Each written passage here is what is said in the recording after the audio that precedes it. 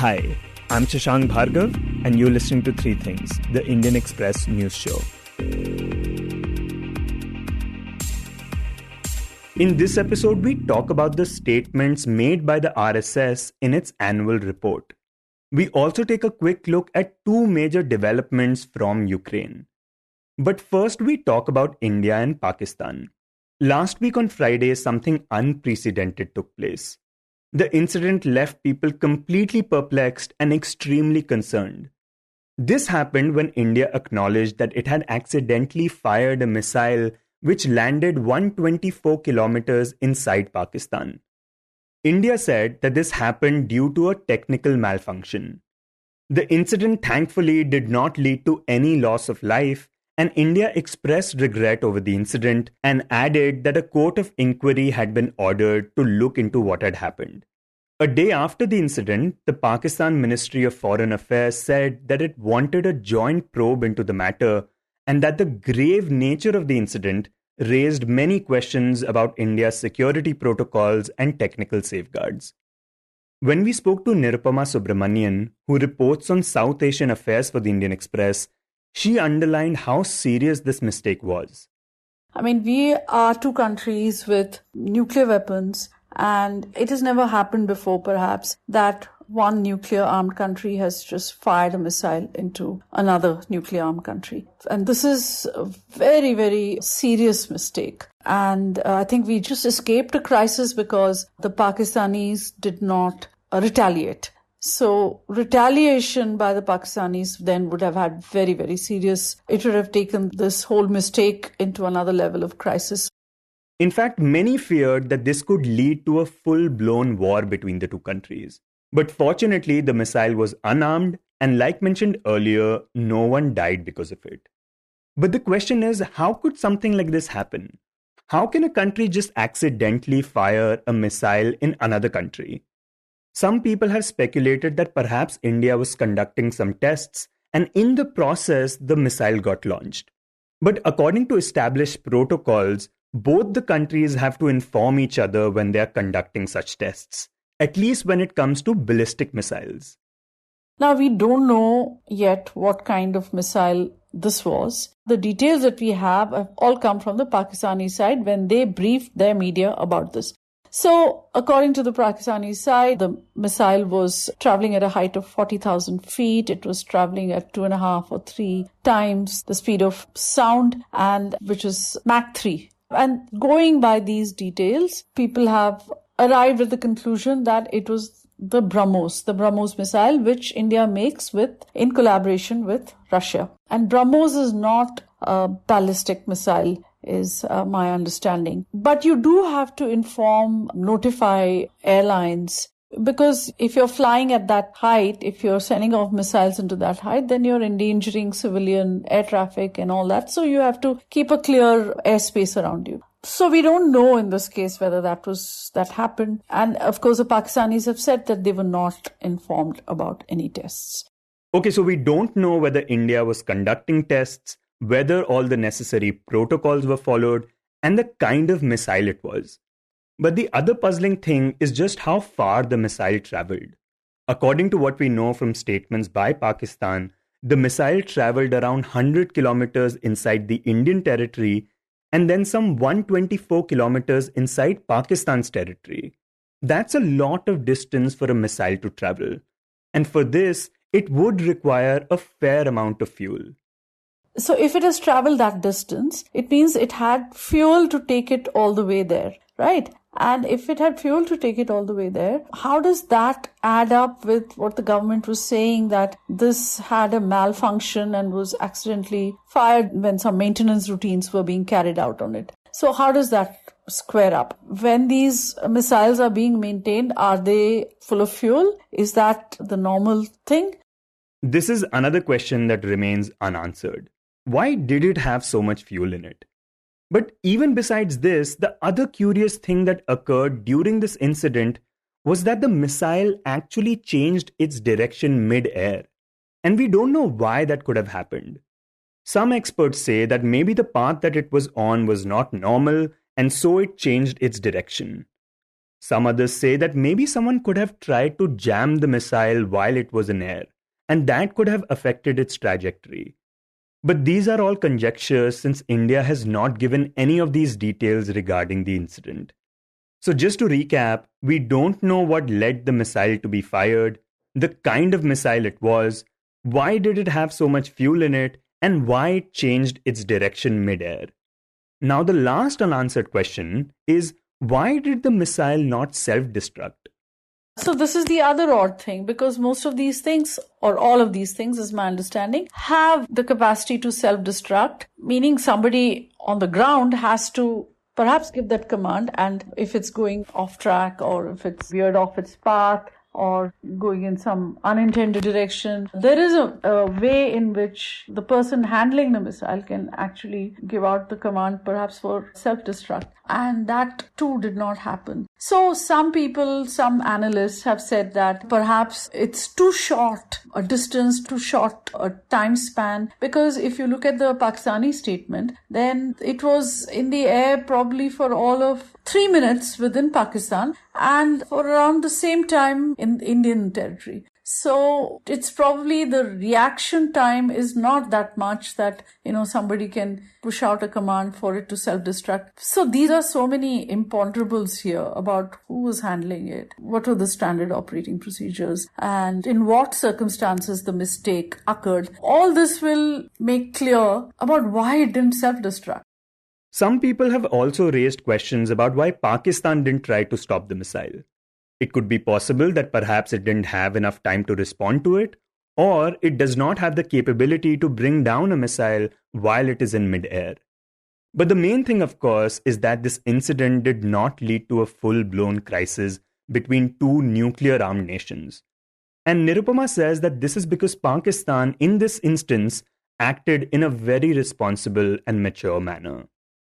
And I think from my conversations with people, there is a feeling that they probably guessed straight away that this was a mistake, and retaliating to this might endanger the ceasefire that is held for now over a year. The Indian and Pakistani military had an agreement in February 2021, and now we are almost 13 months of that ceasefire have passed, and there hasn't been a single, there have been small incidents, but the line of control has been very calm if you compare it to the previous months. So I don't think neither Pakistan or India wants to go back to that pre-February 2021 period when soldiers, civilians were dying every day. There was all this shelling across. So I don't think they wanted to disrupt that ceasefire in one sense, and retaliation could have led to, of course, something entirely bigger. It could have escalated the crisis to proportions that may not have, at this point, we are not able to imagine that. But it could have led to a lot of unintended consequences. So I think they took the wise decision not to retaliate. And I think on the Indian side,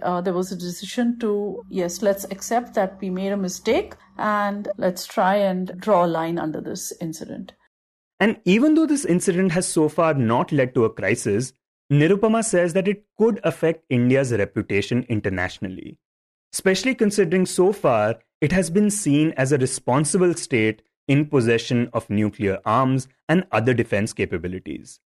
So, so far we have been seen as very straight and narrow on this particular highly sensitive matter. But, when you say that you accidentally fired a missile into your neighbor's territory and that neighbor is also armed with all kinds of weapons, then I think it's going to hit our reputation somewhat. And the question also is that we are selling the BrahMos to Philippines, and I think some other countries in Southeast Asia have showed an interest in it. So would they have second thoughts now? They would want to know what was that malfunction? Why did the missile malfunction?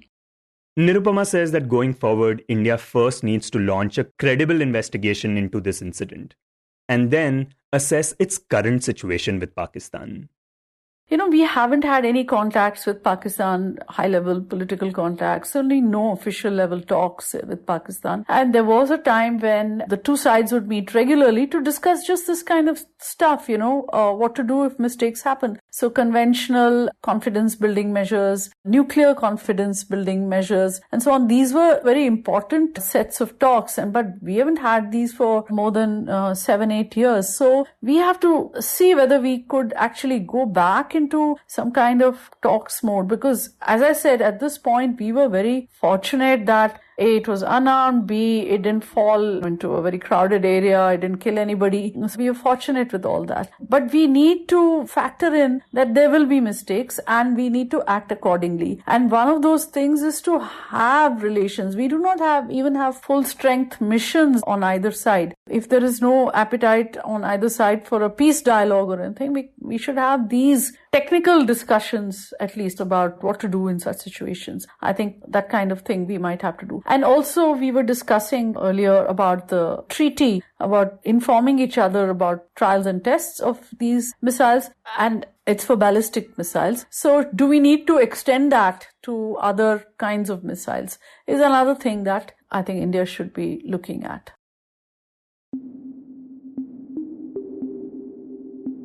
And next we talk about the RSS, or the Rashtriya Swayam Sevak Sangh, the ideological parent of the BJP. On Saturday, the RSS released its annual report. And in it, it talked about how there is a growing religious fanaticism in the country in the guise of constitution and religious freedom. And that there appears to be, quote, elaborate plans by a particular community to enter the government machinery, unquote. The report also stated that this appeared to be a deep conspiracy with long-term goals. In this segment, Indian Express's Deeptiman Tiwary joins us to talk about the significance of this statement and the context behind it. Look, the context appears to be the recent hijab controversy in Karnataka, where the RSS sees this as assertion of religious identity, basically propelled by the Popular Front of India and its affiliate Campus Front of India, which operates in universities and has student unions there. So RSS is concerned about the growing influence of PFI. Let's remember PFI has also been accused by the government of fomenting trouble in UP. One of its Siddiq Kappan, a journalist who was arrested while trying to cover the Hathras incident, has been accused by the government of being a member of PFI, and both UP Police and Enforcement Directorate have launched investigations against him. He continues to be incarcerated. So for both the government and the Sangh Parivar, the growing influence of PFI among the Muslim community has been a cause of concern. And that is why it appears that the RSS has made these comments. Okay, so you mentioned that these comments are coming at a time when the hijab controversy has been going on in Karnataka. But could you talk about in what sense does the RSS see the Popular Front of India, which is an Islamist organization, being connected to the hijab controversy? See, the hijab controversy perfectly plays in the hands of the RSS, which has been articulating that the Muslim community in this country do not want to integrate themselves with the Indian culture, so to say, which is their definition of Indian culture, which is supposed to be Hindu culture. And there is constant assertion of religious identity by the Muslim community. So in that sense, RSS has been articulating that the PFI actions are basically pushing the Muslim community towards a greater Islamization, and in turn, greater Islamization of a large section of, let's remember, Muslims constitute almost 18% of India's population. That's RSS's concern basically. And that is why when they say that certain community is trying to enter government machinery, basically it appears what they're trying to point out, and this is something that we have also learned from our sources in the Sangh, that once they start having enough influence in the campuses, these are educated youth who will come out of the campuses and probably join government services, become IAS, IPS officers, or other government machinery. Basically, they see this as how communism operates, where there is considerable influence of the ideology in the campuses and people seeped in that ideology then enter the government machinery sooner or later. In fact, every organization does this. Any ideological organization tries to influence students because they are the future. If your ideology has to grow, it must grow among the young first so that the future of the ideology is secured. Right, and pretty much all Hindu right-wing groups, for example, essentially in one way or the other try to do exactly that. Completely. I mean, if we see some recent changes that RSS has been pushing in the education sector, where they want greater understanding of the glory of ancient India and pushing the idea that there was no Aryan invasion and Indian culture is essentially Hindu culture and trying to turn mythology into historical fact. All of these are ideological projects. So every ideological body tries to influence campuses. I mean, part of the allegations of against JNU has been that the left has had a stranglehold on the campus and they dominate the politics and they have influenced students in a way that they come out of there and they are seeped in leftist ideology. So, like the left has had its influence in JNU, RSS through ABVP has been trying to have same sort of influence in several other campuses, including in JNU, which they're trying to wrench control off from the hands of the left. So every ideology does it. That's how ideologies work. So is it just that the RSS finds the influence of PFI over education institutions concerning because it is an Islamist organization? Because the idea that more people from the Muslim community will join government organizations doesn't fit into the idea of India being a Hindu country. See, let us understand it differently here. RSS is not saying that we have a problem with, at least it's not saying it upfront that we have a problem with Muslims per se. They are saying that we have a problem with Islamist Muslims, Muslims who insist on assertion of religious identity in all public spheres. That's what they're saying. Mohan Bhagwat keeps saying that all Indians are Hindus. Basically, he panders to the idea that all Muslims in the country are actually Hindus who converted to Islam, and the essential culture of the Indian subcontinent is actually Hindu culture because that is the ancient religion, although there are many debates around it, but that's not something that we are discussing here. What the RSS thinks is assertion of any other identity, barring their understanding of Hindu culture, which they equate with Indian culture, does border on the idea of fanaticism. Yeah, and in that sense, the context of the hijab controversy makes sense because that literally involves students asserting their religious rights and their right to wear a hijab. That is correct. Now, let us understand that it's not just in India that certain things have been happening. Assertion of religious identity typically happens when a religious community feels that their identity is under threat and they feel insecure. For example, if we look at Europe, post 9/11, Europe has seen this significant surge of assertion of identity among Muslim communities because after the rise of Al Qaeda and global terrorism, there was this growing Islamophobia in Western societies. Now, it has its own effect, and normal, ordinary citizens can start feeling threatened about their own identity, or you're ridiculed for what you are, and then you start asserting your identity even more. So, in that context, it's a very complex social phenomenon which happens across the world and is not unique to India. And in that, when such situation and such ground prepares itself, socio-political organizations such as PFI enter and try to make something out of it. And Deeptiman, what would you say is the larger significance of the RSS making these comments and putting these statements in its annual report? We must understand this on two fronts. First, if we look at it, the hijab controversy was more sort of stoked or say countered by certain militant affiliates of the RSS, and the RSS itself refrained from engaging actively in this controversy. In fact, the opinion within the RSS has been that this controversy should have been handled locally and got blown out of proportion and became a national issue.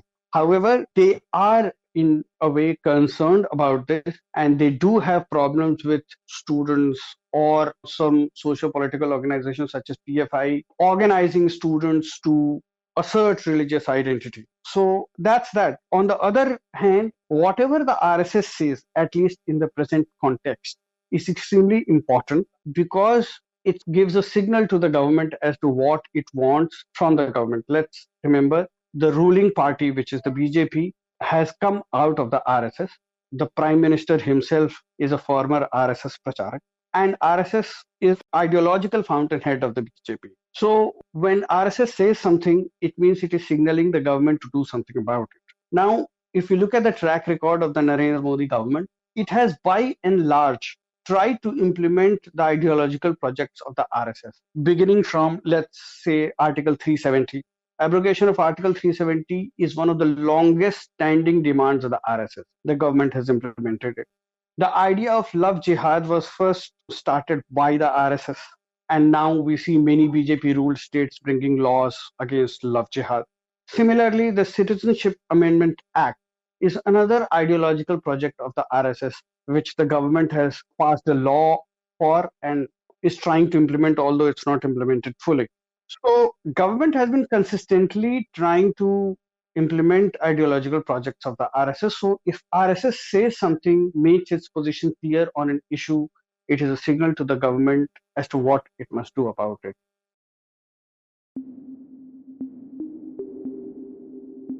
And in the end, we take a quick look at the updates on the Russian invasion of Ukraine.